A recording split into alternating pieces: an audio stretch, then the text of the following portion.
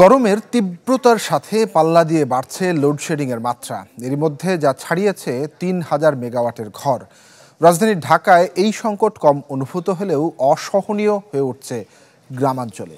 বিশেষজ্ঞরা বলছেন, সরকারের আর্থিক টানাটানি আর ভুল পরিকল্পনা ভোগাচ্ছে এই অসময়ে।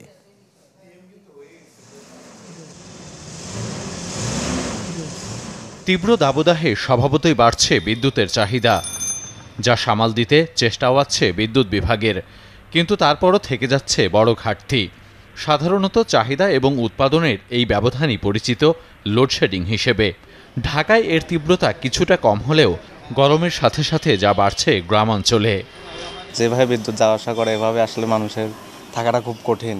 আমাদের যারা ব্যবসা বাণিজ্য সেখানেও বারবার এই লোডশেডিং খুবই সমস্যা হচ্ছে আর কি। আসে যায় সারাদিন এইভাবে চলে, আর বিদ্যুৎ না হলে তো এক মিনিটও বসে থাকা যায় না। কারেন্ট নাই জন্য ফ্রিজের মালগুলো আপনার গলে যাচ্ছে, আমাদের লস প্রজেক্ট হয়ে যাচ্ছে। গেল জানুয়ারিতে গ্রীষ্মকালীন চাহিদা এবং উৎপাদনের একটা ছক কষে রেখেছিল বিদ্যুৎ বিভাগ। সেই পরিকল্পনা অনুযায়ী সর্বোচ্চ প্রয়োজন হিসাব করা হয় 17,500 মেগাওয়াট। কিন্তু চাহিদা ঠিকঠাক প্রক্ষেপণ করা হলেও জ্বালানি সংকটে সম্ভব হয়নি উৎপাদন। ফলে এপ্রিলের শেষ ভাগে লোডশেডিং ছাড়ায় 3,100 মেগাওয়াট পর্যন্ত।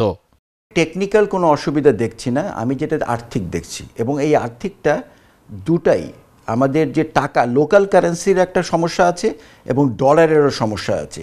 তেলভিত্তিক বিদ্যুৎ কেন্দ্র আছে, এদের অনেক টাকা পাওনা রয়ে গেছে। এরা কিন্তু ঠিক সময় তেল কিনতে পারছে না। এরা যদি ঠিক সময় তেল কিনতে না পারে, এই যে টাকার পেমেন্ট হচ্ছে না তাদের, কারণ টাকার অভাব আছে পাওয়ার ডেভেলপমেন্ট বোর্ডের, সেই জন্য কিন্তু লোডশেডিং হচ্ছে। বর্তমানে বিদ্যুতের উৎপাদন ক্ষমতা 27,000 মেগাওয়াটের উপরে। বিপরীতে 30 এপ্রিল ইতিহাসের সর্বোচ্চ উৎপাদন ছিল 16,477। এরপর থেকে ধারাবাহিকভাবে চাহিদা বাড়লেও সেই অনুপাতে বাড়ানো যায়নি উৎপাদন। ফলে চড়া হতে থাকে লোডশেডিংয়ের তীব্রতা। বিশেষজ্ঞরা মনে করেন, সরকারের আর্থিক সংকট আর পরিকল্পনার ঘাটতি ভোগাচ্ছে এই অসময়ে। ফান্ড প্রবলেম যতদিন থাকবে আমাদের এটা চলবে, সাফারিং চলতে থাকবে। ডেফিনেটলি প্ল্যানিংয়ে একটা বড় ধরনের ত্রুটি আছে বলে আমি মনে করি। বর্তমানে চড়া দামে তরল জ্বালানি থেকে উৎপাদন ছাড়িয়েছে 3,500 মেগাওয়াট। ইকবাল আহসান, চ্যানেল 24, ঢাকা।